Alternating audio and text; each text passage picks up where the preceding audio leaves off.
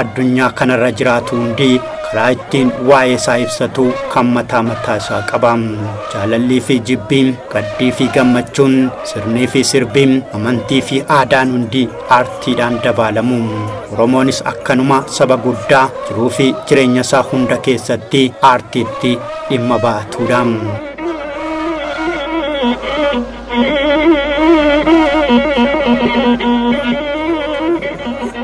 Aartiin kun immoo akkaatuma sirna adda addaatiin garaagarummaa mataa isaa qaba. Gaafa cidhaa akka cidhaatti, gaafa gadaas akka gadaatti, gaafa gaddaas akkuma gaddaatti, gaafa sirnoota amantiis akkuma amantiitti, gaafa lolaas akkuma lolaatti, gaafa jaalalaa fi awwaalchaas akkanuma akkaatuma isaatiin dabaalamu.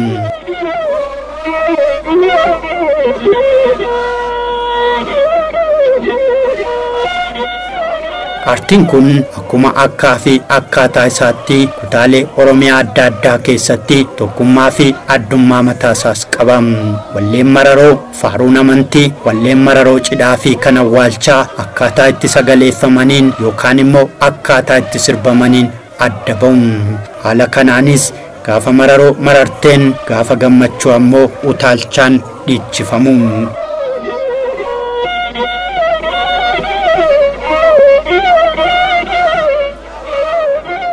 Kunuundi ammoo karaa qobsumaa fi aadaa saboota garaagaraatiin addummaa fi wal fakkeenya mataa isaanii qabu. Aartiiwwan kunneen keessaa har'a waa'ee wallee mararoo boo'ichaa Oromoota Shawaa Lixaa isiniif dhiyeessina. Baalo fi samuta isa jetti samuti jetti famuttuu leencaa leenca shawaa keechaa gaafa giddiin dhufte maal toletaa leenca. Dacheen kun dachee horteewwan gurguddoo salgana beebeem torban kuttaa'ee sadallii banii fi kanneen biroorraa horanii damboobanii jiraatanidha. Dachee gootoowwan ishii mirree, dachee aartistoonni lakkuu, dachee gaazixeessitoonni akka midhaan arbuuti. Amboon Baallafaa, biyya Looreet Tsaggaayee Gabramadinii fi Haacaaluu Hundeessaa fa'aatis.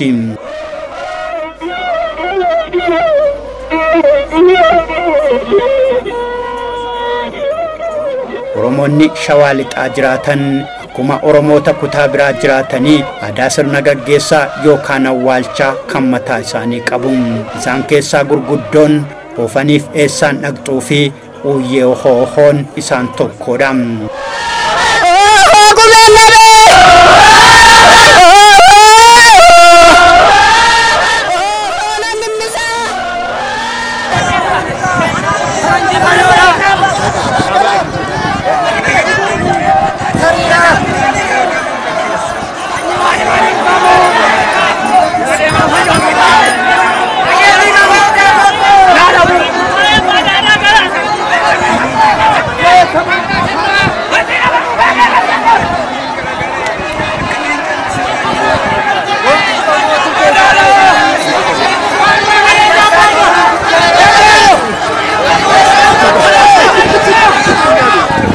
Oofanii fi eessaan dhaqxuun aartii boo'ichaa dhiironni ittiin nama guddaa du'e yookaan hirkate jajanii himanii fi ittiin gaggeessanidha.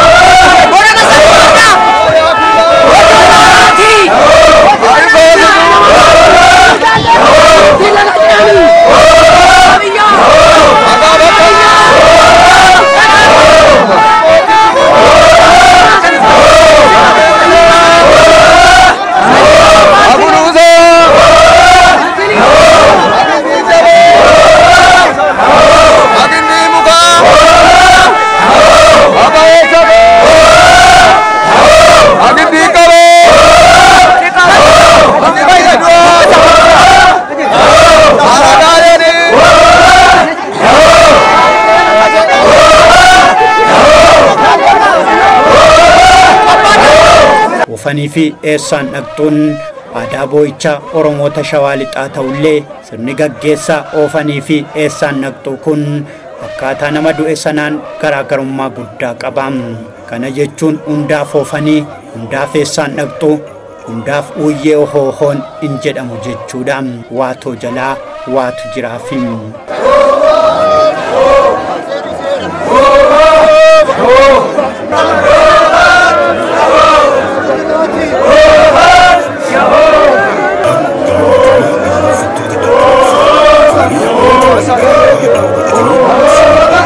Gaafa namni guddaan du'e namni saba keessatti wayyuu, namni gosa keessatti hayyuu, namni gosa keessatti gootaa, namni gosa keessatti ajjeesaa, namni saba keessatti dhugaadhaaf dhaabbatuu fi aantummaa guddaa sabaa fi biyyaaf qabutu oofanii fi eessaan dhaqxuudhaan dabalamee gaggeeffama.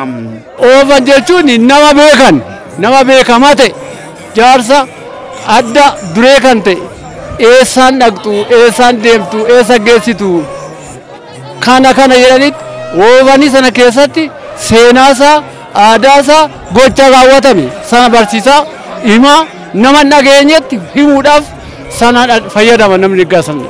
Ilmi namaa du'e oofameera mana gallakkiseera oofamee mana baay'ee mana dabaa'ee mana argatu mana baay'ee biyya gallakkiseera oofameera jechaan kana arga fardi baay'ee oofeera jechaadha geggeessaa Oromooti kun. Aadaan kun abbaa biyyaa oofan jechaadha. Abbaa biyyaa oofanii biyyarraa godaaneera.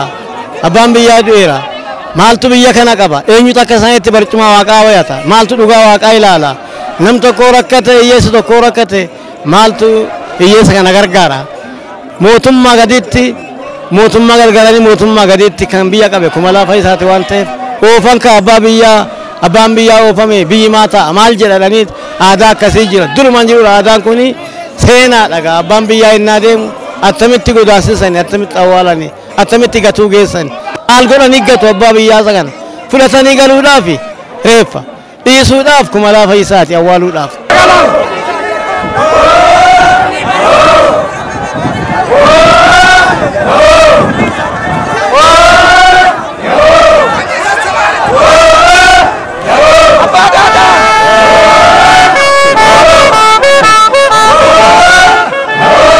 Aadaa Oromoota Shawaa Lixaatti guutummaan qabeenyi beekumsaa fi dhugaaf dhaabbachuun madaallii namummaatiin. Mararoon oofanii fi eessaan dhaqxuu kun namni du'e sun nama akkamii akka ta'e sabaa fi biyya keessatti ga'een isaa maal akka ta'e yoo ajjeesaa ta'e eessatti yoom maal akka ajjeesee ni dhaadhessuu fi ni himuu fi iddilatiinsa isaallee osoo nafiin tarreessanii waamanii dhaadhessuun.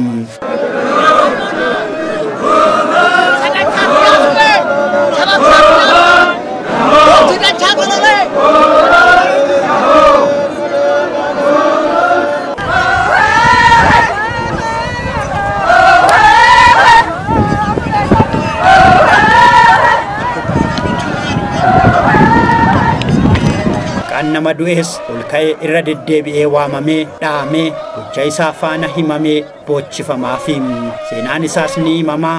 Dhaloonni boodaan dhufus akkasiin galaa seenaa galeeffataa. Sirna gaggeessaa nama guddaa Oromoota Shawaa Lixaa kana keessatti reenfi ba'ee iddoo jirutti sirni aartii boo'ichaa oofaniidhaan dabalamaa.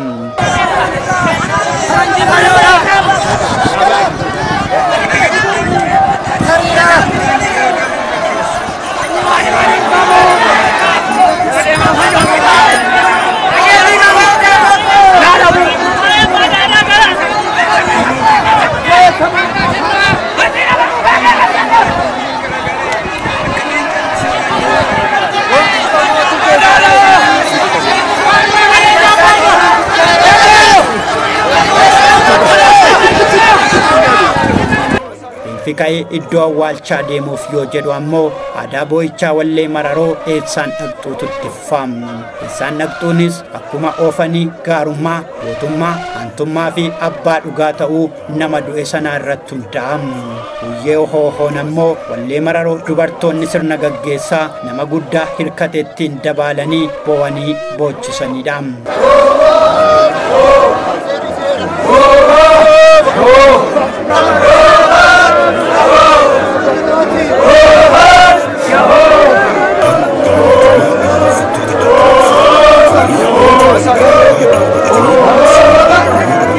dubartoonni uyyee ohoo dursan ammoo warra mo'ata qabanidha. Mo'ata jechuun akkuma sirna siinqee dubartoota siikkoo mandoo dubartoonni shawaa lixaa mirgi dubartii yoo jalaa sarbame kan ittiin kabachiifatanidha. Akka sirna mo'ata dubartoota shawaa lixaatti akkuma mirgi dubartii tokko sarbamuun dhaga'ameen dubartiin mo'ata qabdu kun irreessa yookaan hin fudhattee ba'uudhaan dhiira argite hundumaa reebuun hanga namni balleesse sun akka aadaatti adabamutti itti fufuun sirni mo'ataa kun gaafa namni guddaan boqotes irreessa baatanii ba'uudhaan akkuma dhiironni oofanii fi eessaan dhaqxuudhaan sirna awwaalchaa dabaalan isaanis mararoo boo'ichaa uyyee ohoo jechuudhaan dabaaluun.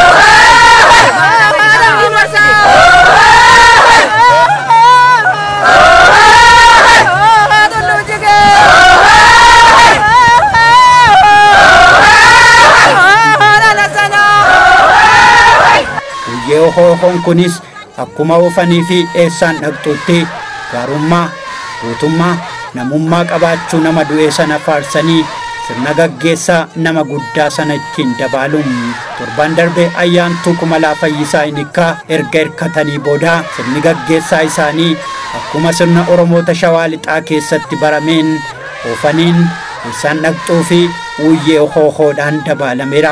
Falaasama hawaasaa biyya tokkoo keessatti namoo karaa ittiin waa ibsatu qaba. Akkuma aartiidhaan jaalala, jibba, gammachuu fi gaddi ifuu hin danda'u. Gaafa du'aas, gaafa gaggeessaas, gaafa hundumaa aartiidhaan dabaalama waan hundumtuu. Mee waan isin jettan kuni maali? Warra hirkate. Warra hirkate. Kanaaf mee sirni isin jechaa jirtan kun uyyeen kun maal jechuudha yookaan jedhama? Aadaa abbaa Oromooti. Maaliif barbaachise gaafa gaggeessaa kana? Gaafa gaggeessaas gaafa bulchaa ayyaana isaanis akkasumatti gaggeessina.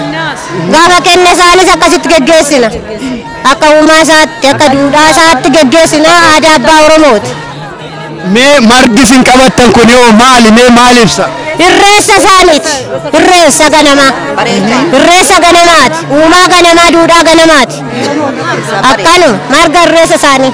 Tole mee duudhaa fi aadaan akkanaa kun dhalootatti akka darbuuf isin ga'een isinirraa eegamu maali? Nurraas immoo akka aadaa keenyaatti itti darbinee aadaa kan dhufe gubbaatti itti fufna aadaa sana. Tole galatoomaa. Mee waan isin qabattan kun maal achirraa kaana? Irreessa. Irreessi maali mee yoon qabatu maaliif qabatan? Kenna gubbaatti, malkaa gubbaatti, gaafa du'a isaanii irratti mul'ata. Gaafa kenna isaanii irreessaan ba'ee mul'ata. Malkaatti gaafa bulfatus akkasitti mul'ata. Mee mararoon boo'ichaa kun kan isin amma dhageessisaa turtan maal faa jedha tokkicha naa dhageessisaa?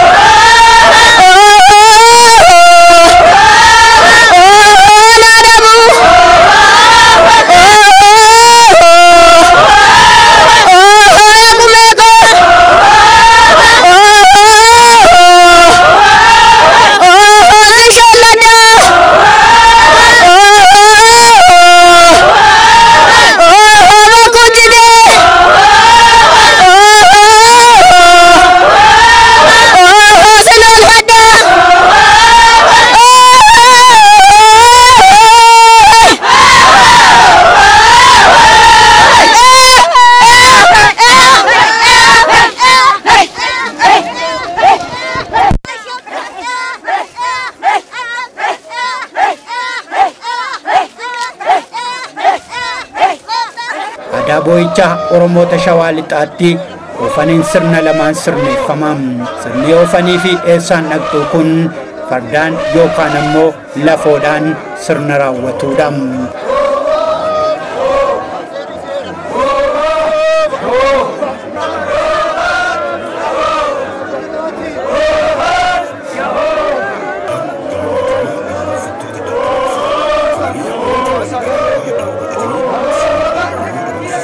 Tartiibaa fi akkaataa itti gaggeeffamu kan qabu yoo ta'u, warri lafoo warra farda qamisii harkisan duukaa bu'uudhaan oofan yoo jedhan, warri fardaa ammoo isaan ittaananii oofan jedhum.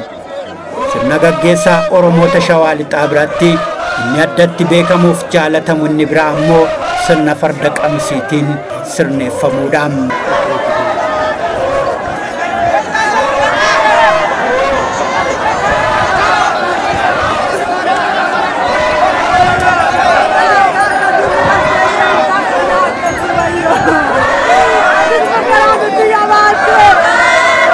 Fardi qamisii nama wayyuu du'e yookaan hirkate kan dabaaluudha. Fardi qamisii kun akkuma guddummaa nama sanaatti fardaa fi gaangeettuu cugurraacha uffisu malee lakkoofsaan kan daanga'amu miti. Farda qamisii jechuun sangaa fardaa abbaan sun irraa du'etti wayyaa gurraacha uffisuudhaan fardi sun abbaa isaa dhabuu isaa agarsiisuudhaaf namoota sirna sana waalessan fuuldura harkisanii naannessuun agarsiisa taasifamuudha. Kanaafis Oromoon ofitti aansee fardaaf gumaa guddaa kenna. Galmeen seenaa akka yerootti aadaan farda jaalachuu fi ofitti aansuu kun Iraaqota durii, Roomaanota durii, Chaayinaa, Mongooliyaa fi kanneen biroo fa'aa biras jira. Fardi beellada kabaja guddaa qabuu fi aadaa keessattis iddoon guddaan kennamuufiidha. Kanaaf Oromoon ilmoo isaatti aansee maqaa isaatiin waamama. Ayyaantuu Kumalaa Fayyisaa Hinikkaas kanaaf osoo ijoollee 18 qabu maqaa farda isaa Cabsii jedhamuun abbaa Cabsii jedhamee waamamaa ture.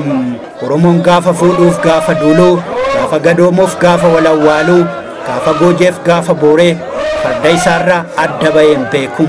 Oromoon jaarraa torbaffaarraa eegalee hanga Maqaleef Sagaleetti, hanga Du'aa fi Maaca'uutti farda isaatiin lolee mirgaan galeera. Kanaaf isa jaalataa, kanaaf isaan dhaadataa, kanaaf gaafa du'aas gaafa gumaas sirna isaa isaan dabaalataa. Addunyaa kanarratti bifaa fi gosa isaaniin gosoota fardeenii 350tu jiru. Isaan keessaa ammoo gosoonni fardeenii 15 ta'an Afrikaa keessatti argamu. Gosoota fardeen kunneen keessaa sangaa fardaan mi'a isaaniin faayaman lakkoofsaan hedduu ta'an sirna gaggeessaa Ayyaantuu Kumalaa Fayyisaa Hinikkaa kana dabalaniiru.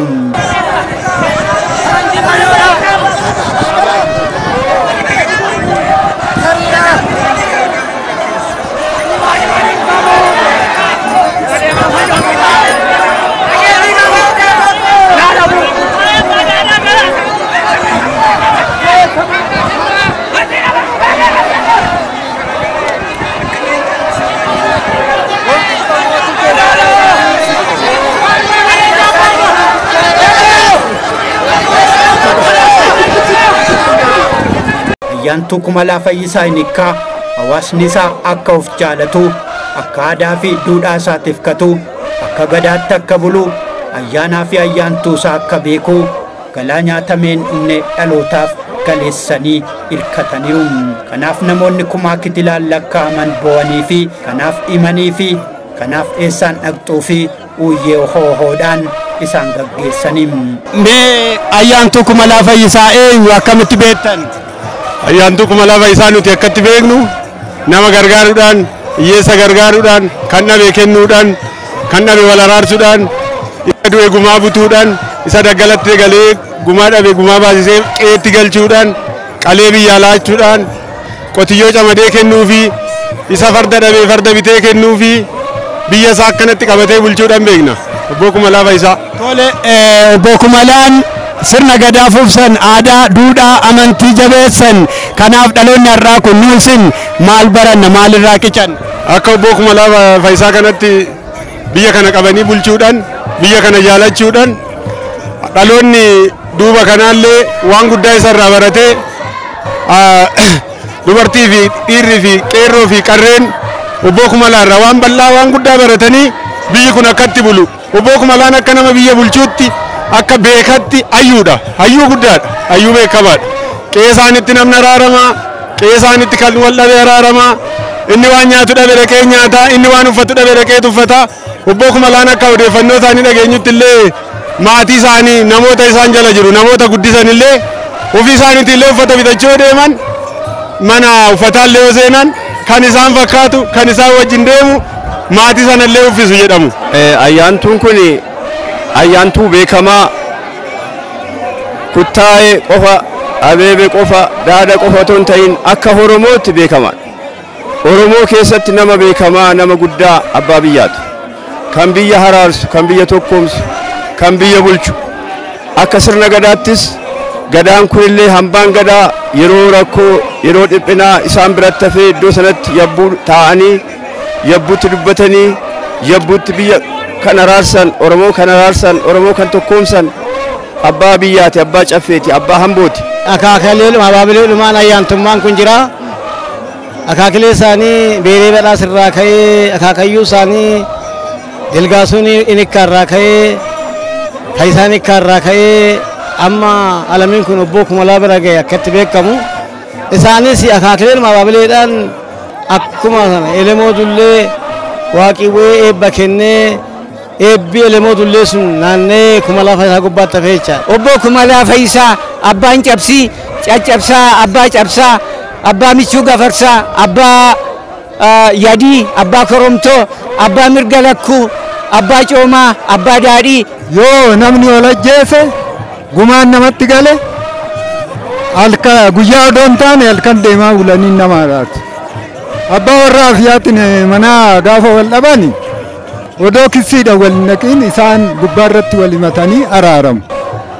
Han dhabe camadanii kennanii han dhabe ameessa dubartii abbaa warraa irraa du'ee maatii ishii guddifachuu dadhabde dhaltii jala kaa'anii itti kennanii guddifachiisu. Qotiyyoo itti kennanii qotadhuun jedhanii guddifachiisu. Isa immoo rakkatee farda waan yaabbatu dhabe bitanii gilaasha bitanii farda bitanii mi'a fardaa bitanii itti kennanii yaabbu jedhuun. Mee kan biraa sirni gadaa sirnoota garaagaraatiin kufe akka jabaatu Oromoon akka of beeku akka uummanni Amboo jabaatu akka qabsoo mirga isaatiif qabsaa'u namni kun taasisaa turan dhaloonni kun maal isaan irraa barate?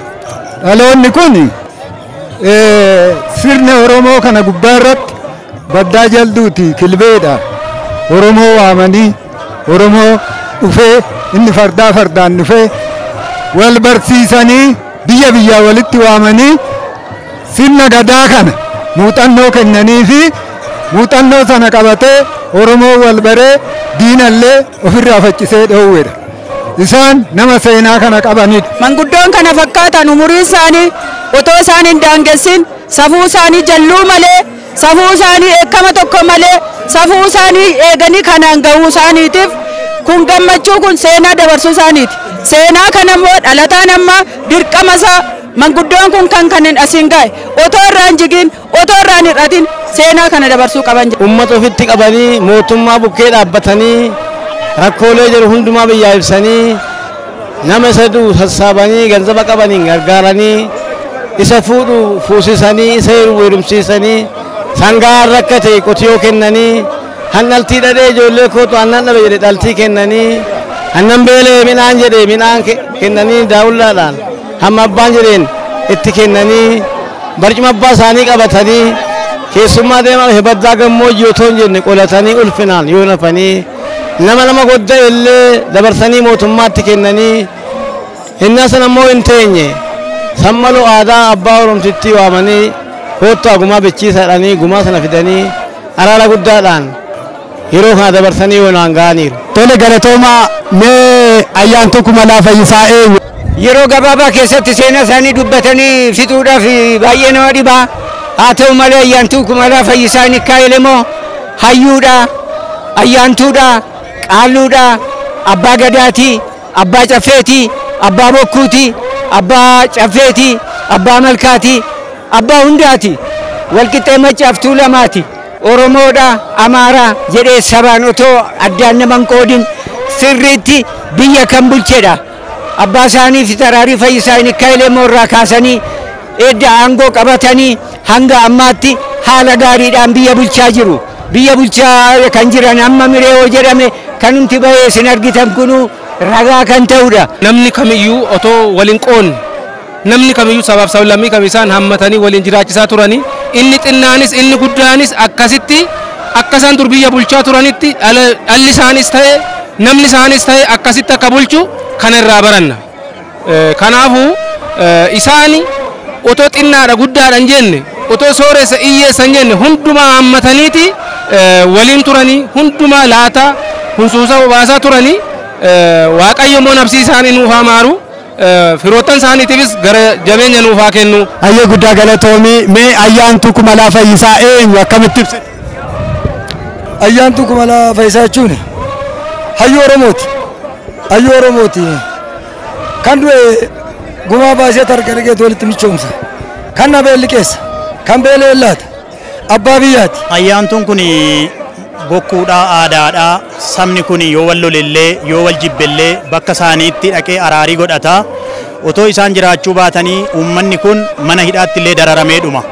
Isaan saba kanaaf fala kennuudhaaf isa wal lole araarsuudhaan isa wal ajjeese gumaa bituudhaan uummata isaanii hanga har'aatti tajaajilaa turanii lubbuu isaanii immoo jeennata haa qaqqabsiisu. Isaan jaalannaa isaan kabajnaa. Nama jaalatu jaalatamoodha. Guddaadhaan jedhani xinnaadhaan jedhani sooressa hiyyeessan jedhan gaara baasaa waayyoonnoodha. Kuma gubilooti arba kuma gansabaan nama simu kuma sangaan nama simu arbaasan roobe sanyii kennu arbaasan roobe sangaa kennu buksii dhaqii farda kennu tuksii dhaqii qawwee kennu kuma gumaaf gumaa nama bitu dhibaa Fayyisaa Nikkaadha galaana gurrilooti arba jaalatama. Kanaafuu godhaan guddoo akkanatti mul'achuu dadhabe. Kumee namni dhaqee birriileetti nama galchu. Kumee midhaan namatti fe'u kumee sangaan nama galchu. Alamii gubbaa irratti nama ofitti waamee hoolaa furdaa galaa jedhu Kumalaa Fayyisaa malee hin argine. Ayyaantuu Kumalaa Fayyisaa Inikkaa ajjeesaadhaan abbaa Faacha Lakkuun beekaadhaa abbaa Bokkuu Wammirree sooressa dhiyaa barii hin beekne nyaachisee obaasaadhaan isa lafoo deemuu fardaaf kooraa isa sangaa hin qabneef cimdii kennuudhaan hambaa namoomaan ijaaranii waaranii har'a hin ta'in malee ofii dura deemanii ajjeesuudhaan odeewwan isaanii waliin Faacha Mirree qabu. Ayyaantuu Kumalaa Fayyisaa ajjeesaa ta'uu isaanii kan beekamu nama jaalala qabaachuu isaanii hiyyeessa kennuu isaanii kabaja namaa eeguu isaanii nan beeka. Hayyee guddaa galatoomaa mee Faachi kun kan maali maaliif qabattanii dhuftan? Faachi kun akka aadaa abbaa Oromooti akka aadaa abbaa Oromootti dhufe jechaadha. Kanaaf. Mee Faachi kun kan maali warra maal ajjeese kana qabata? Warra harba ajjeese warra gafarsa ajjeese isaantu qabata. Kanaaf isin maa baattanii dhuftarree amma kan eenyuuti kan keessan immoo kan abbaati immoo? Kan abbaa kan wasiila keenyaati kan hiriyaa isaaniiti kan bultii galmeessaati jechaadha. Hiriyaa isaanii bultii galmeessaa kanaaf kan isaanii dhufe jechaadha. Tole mee kana qabatanii dhufuun hiikti isaa maali har'a? Har'a immoo waanuma aadaa keenyaatti jaasaa wajjin ajjeesaniif kuni Faachi kun dhaquu qabaa jennee finnee dhufne. Kanaan ittiin yaadattu jechuudha. Mee obbo Kumalaarraa ayyaantuu Kumalaa Fayyisaarraa maal baranna maal dhaloonni kun maal irraa barata? Isaan immoo akka duudhaa Oromootti akka hayyuu jaarsa biyyaatti aadaa uummata Oromoo harkaa qabu jechaadha isaan. Mee Faachi kun kan maali? Faachi kun hanga farsaati. Manguddoon kun hiriyaa abbaa kooti. Abbaa koo faana bakka tokkottidhaan isaan gafarsa kana adamsanii ajjeesanii. Anis immoo abbaan koollee har'a lubbuudhaan jiraachuu baatan gahee abbaa koo Faacha isaanii kana baadhee seenaa irmi nyaatu jedhee Hacaaluu Hundeessaa.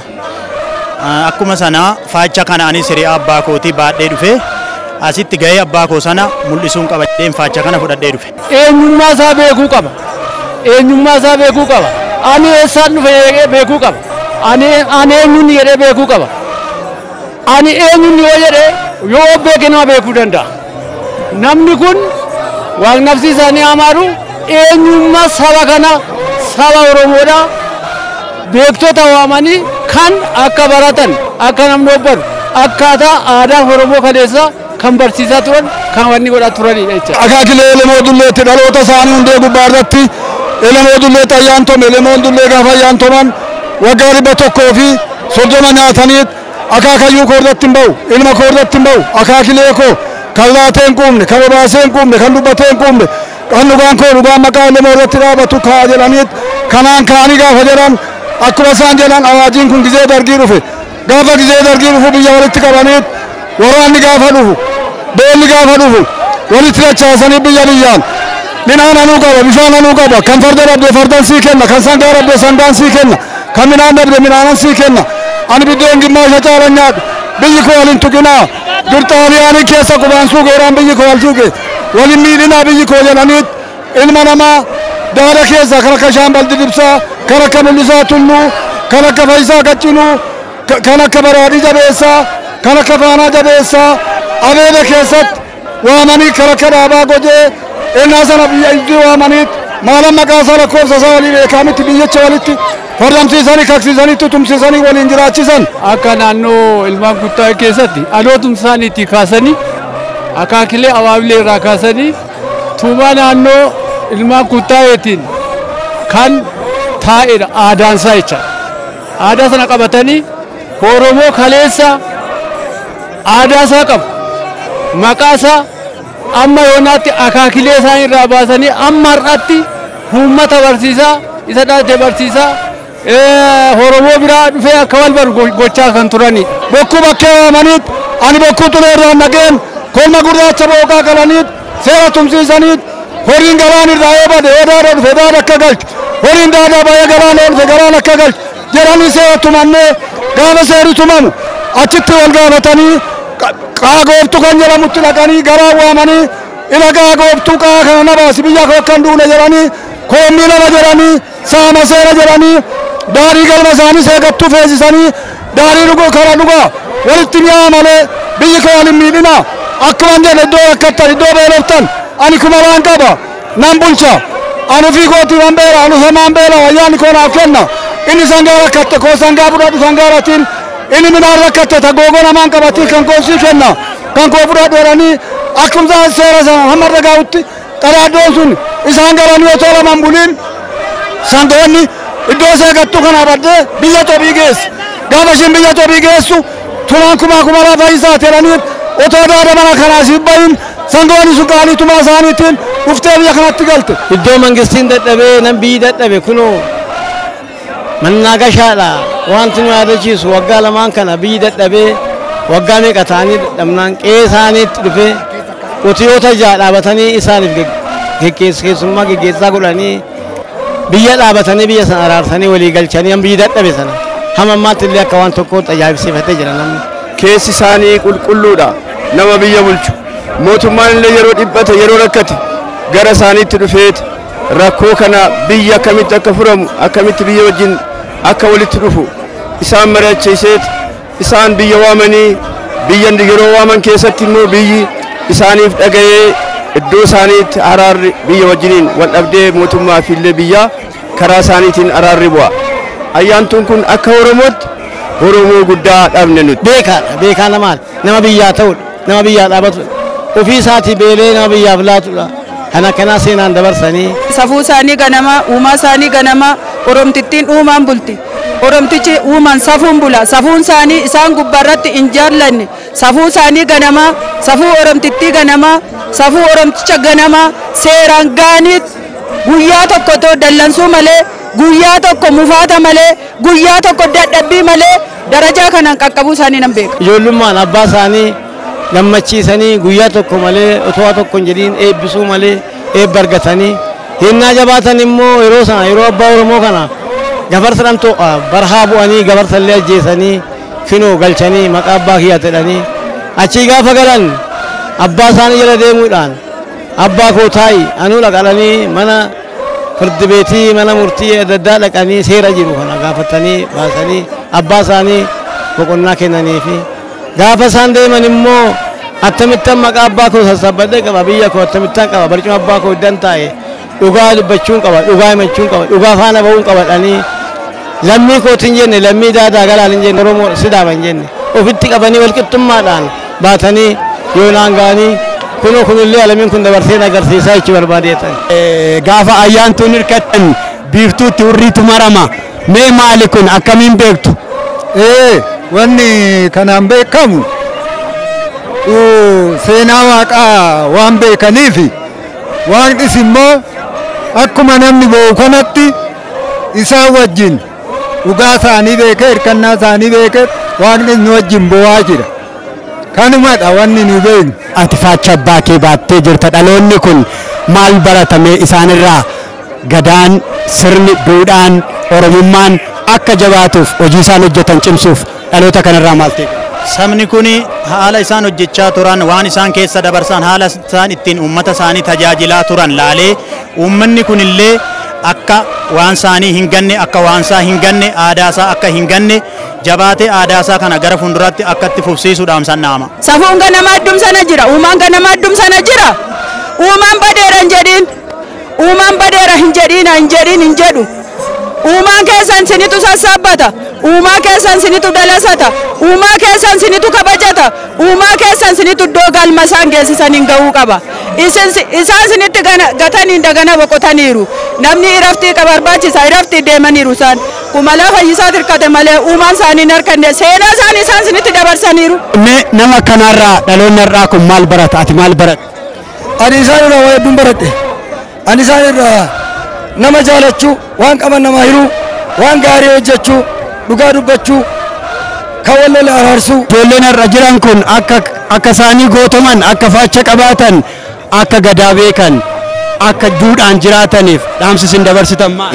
Wanti nu dabarsinu aadaa abbaa keessanii abbaan keessan dabarse ijoolleensaa adaraa keessan aadaa abbaa keessanii qabadhaatii dabarsaa jiraadhaa saba keessan oromoo keessan of jalatti guddisa aadaadhaan akka abbaan keessan biyya bulchetti warri amma dhalattan biyya bulchaa. Seenaan darbaa darboo darbee ilmaa fi ilmootti dhufe kun eegamuu qabaan sababiin isaas seenaa hirminyaatuufi.